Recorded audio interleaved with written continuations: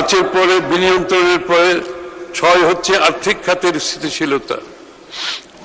Bank ও আর্থিক খাতের শৃঙ্খলা, স্বচ্ছতা, জবাবদিহিতা প্রতিষ্ঠা করে আমানতকারীদের আস্থা ও দায়বদ্ধতা ফিরিয়ে আনা। পুঁজিবাজার সংস্কারের মাধ্যমে বিনিয়োগ উৎসাহ প্রদান। 7, জ্বালানি নিরাপত্তা, উৎপাদনশীল কর্মকাণ্ডের ধারাবাহিকতা নিশ্চিত করতে বিদ্যুৎ ও জ্বালানি নিরবিচ্ছিন্ন সরবরাহ নিশ্চিতের পাশাপাশি সাশ্রয়ী, নির্ভরযোগ্য, পরিবেশ বান্ধব বিদ্যুৎ জ্বালানি ব্যবস্থা গড়ে তুলতে আত্মনির্ভরশীল জ্বালানি নিরাপত্তা গড়ে তোলা।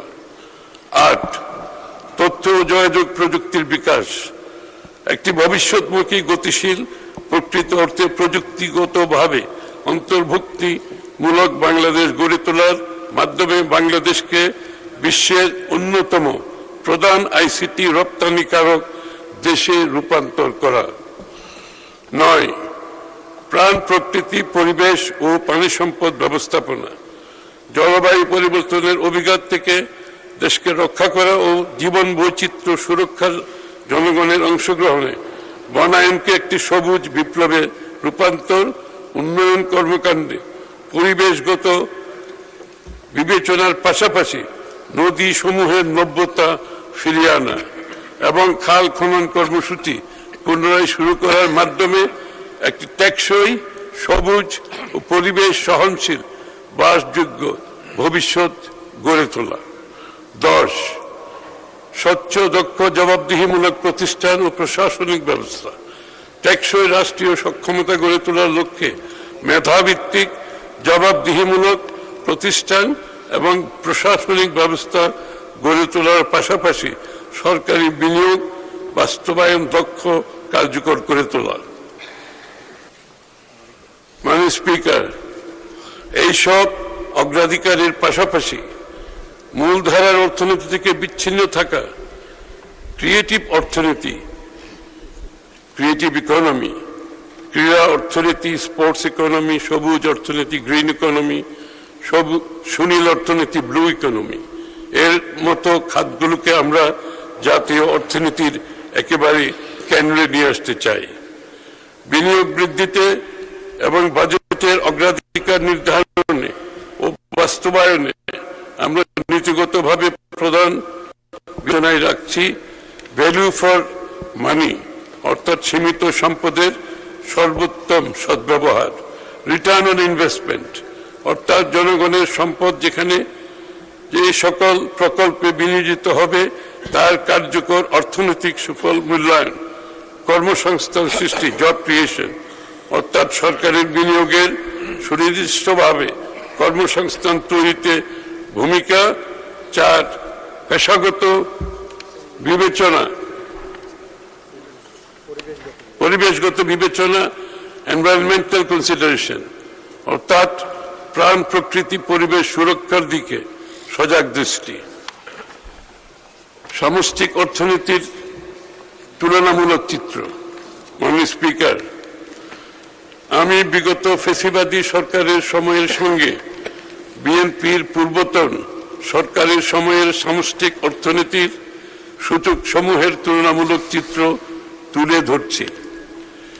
2005-06 অর্থ বছরে জিডিপির প্রবৃদ্ধি অর্জিত হয়েছিল 6.78%, কিন্তু পরবর্তীতে পতিত সরকারের সময়ে 23-24 অর্থ বছরে তা 4.22% এবং 24-25 অর্থ বছরে 3.49% নেমে এসেছে। মাননীয় স্পিকার, 6.78 থেকে 3.49% নেমে এসেছে।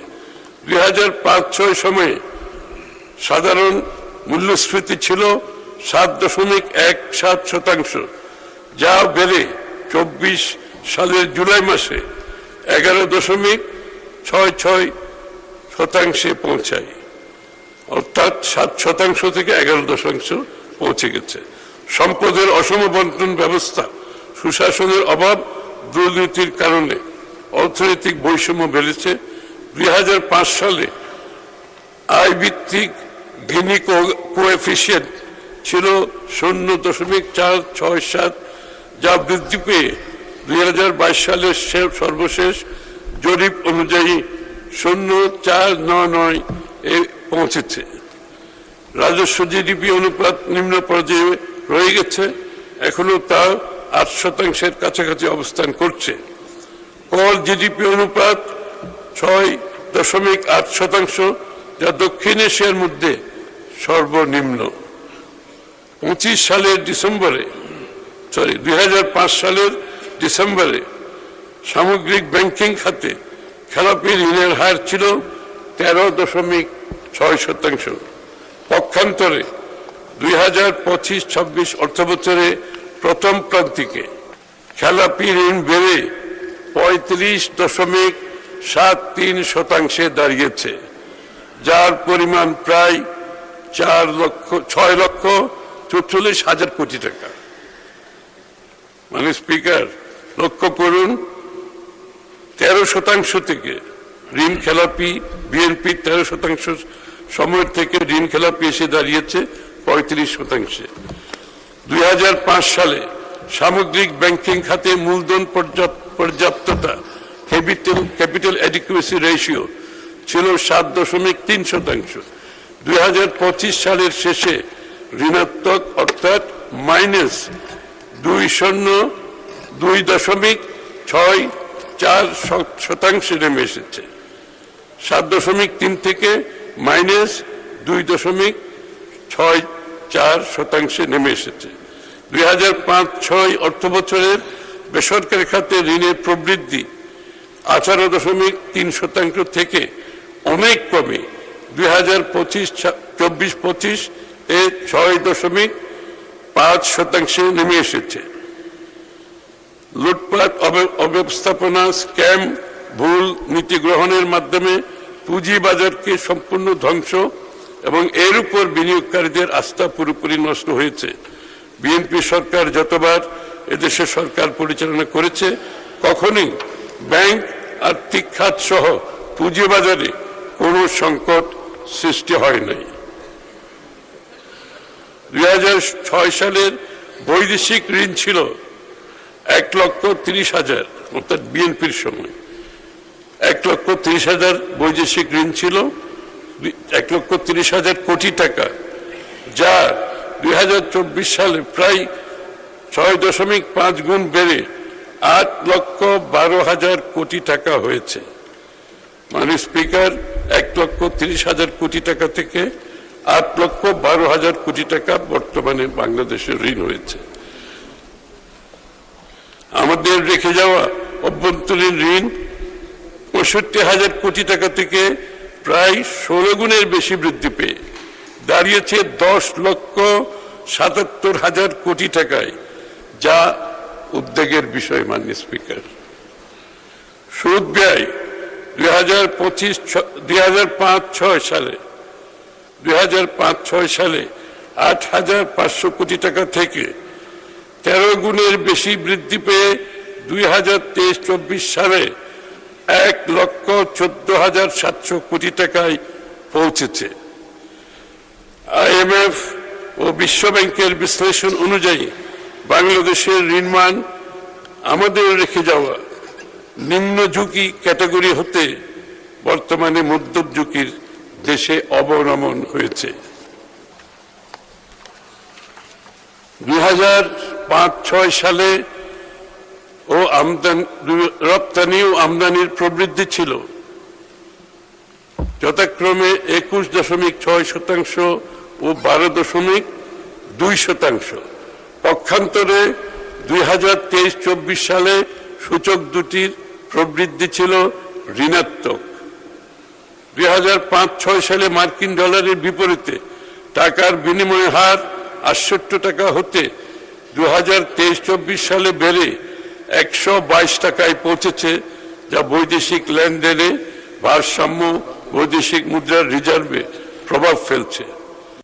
বৈশ্বিক ভূ রাজনৈতিক প্রেক্ষাপট ও তার প্রভাব, মধ্যপ্রাচ্য সংকট। মাননীয় স্পিকার, আমাদের সরকার গঠনের 10 দিনের মাথায় মধ্যপ্রাচ্য সংকট শুরু হয়, অর্থনীতিতে আকস্মিক ঝুঁকি তৈরি হয়।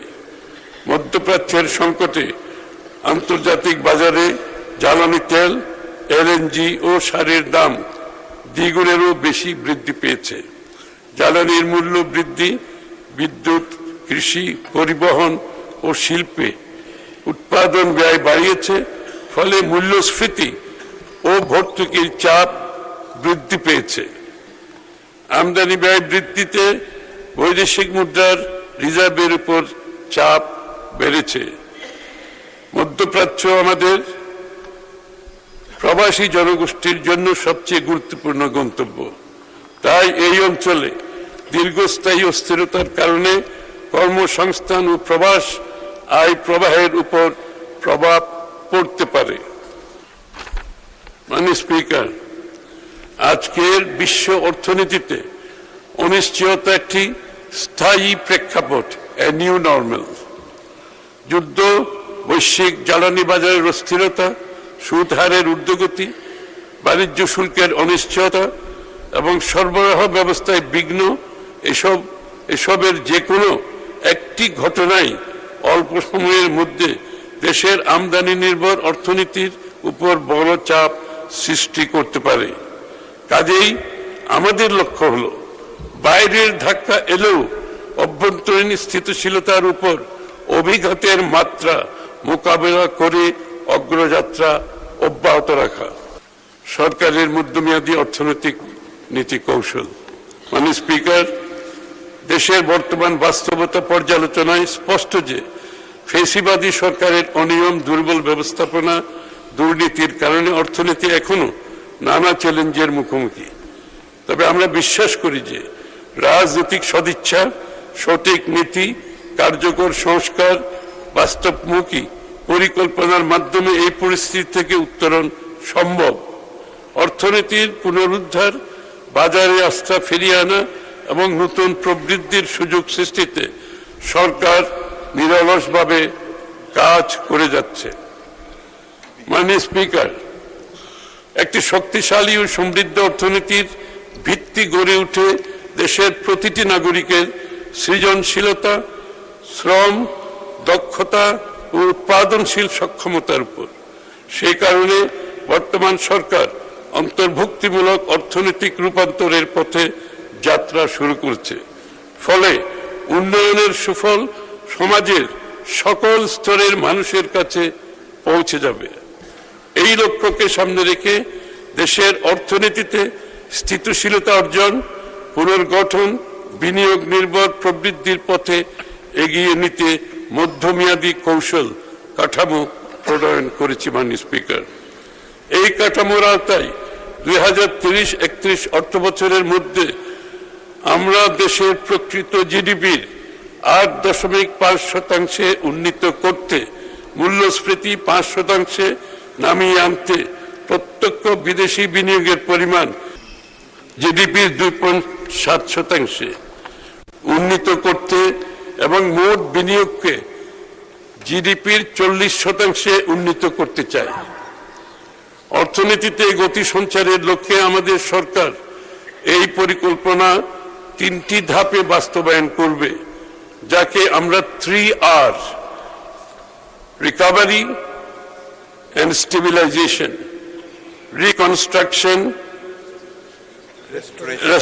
restoration and reconstruction for acceleration strategy কৌশল হিসেবে বিবেচনা করেছি। অর্থনীতির পুনরুদ্ধার কার্যক্রম, যা 1 বছর মেয়াদী হবে।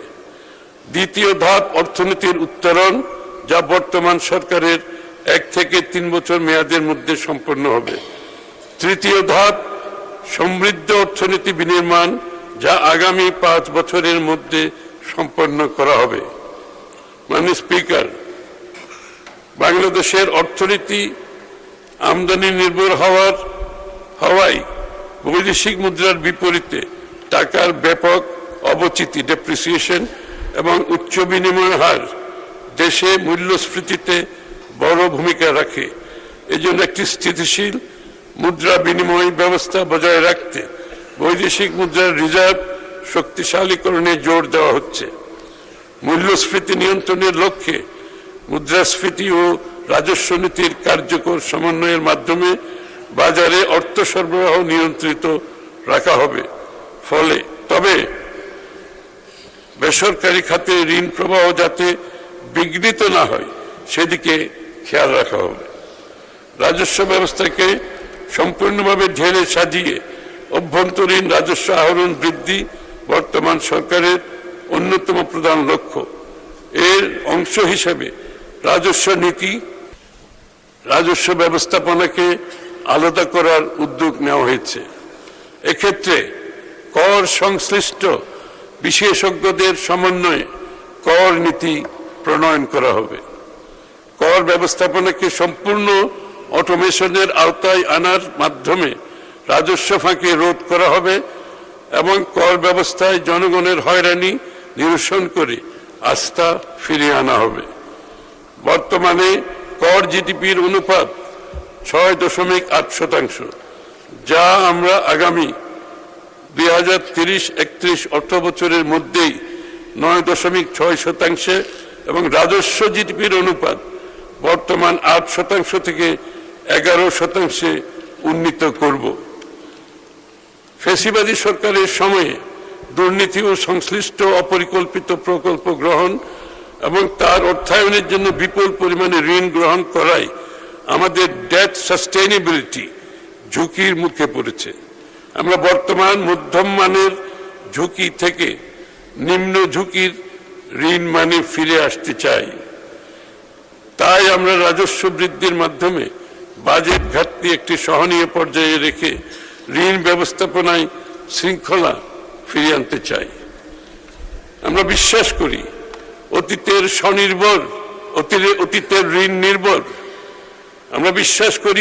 ঋণ নির্ভর প্রবৃদ্ধির ধারা থেকে বেরিয়ে এসে উৎপাদন, কর্মসংস্থান ও বেসরকারি বিনিয়োগ কেন্দ্রিক অর্থনীতি গড়ে তোলার সময় এসেছে। তাই টেকসই অর্থনৈতিক অগ্রগতির জন্য ঋণ নির্ভরতা কমিয়ে বিনিয়োগ বাড়ানোর নীতি কৌশল গ্রহণ করা হচ্ছে।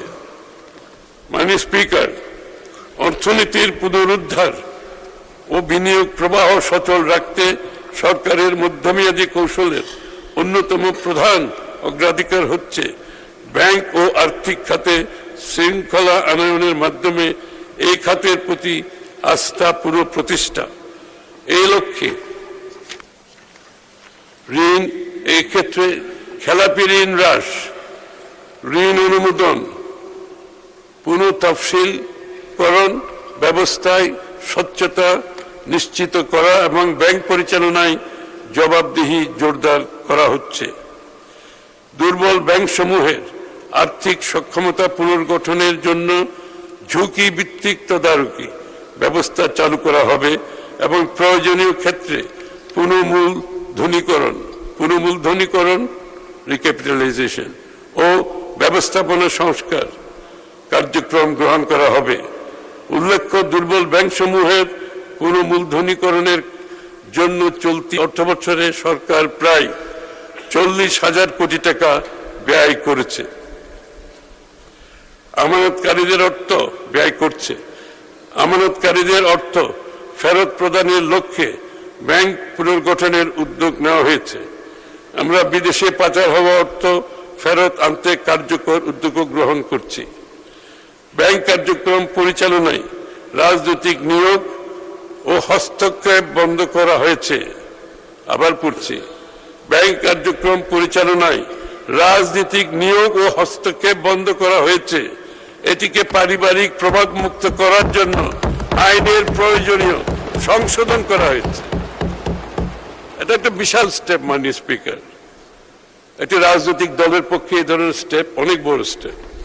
ব্যাংকিং খাতে আন্তর্জাতিক মানদণ্ড ভিত্তিক ঝুঁকি ব্যবস্থাপনা, মূলধন পর্যাপ্ততা এবং কর্পোরেট গভর্নেন্স নিশ্চিত করা হবে, যাতে আর্থিক প্রতিষ্ঠানসমূহ দীর্ঘমেয়াদী স্থিতিশীল ও প্রতিযোগিতামূলক হয়ে উঠতে পারে। আর্থিক অন্তর্ভুক্তির পরিধি বাড়িয়ে নারী, তরুণ উদ্যোক্তা ও প্রান্তিক জনগোষ্ঠীর জন্য অর্থায়নের সুযোগ সম্প্রসারণ করা হবে। মাননীয় স্পিকার, আমাদের সরকার দেশের অর্থনীতির পুনর্গঠনের অংশ হিসাবে একটি আধুনিক শক্তিশালী টেকসই আর্থিক ব্যবস্থা গড়ে তোলার লক্ষ্যে ব্যাংক ও পুঁজিবাজার খাতে কাঠামোগত সংস্কার বাস্তবায়ন করতে বদ্ধপরিকর। আমরা ঋণ নির্ভর বিনিয়োগকে ইকুইটিতে রূপান্তর করেছি।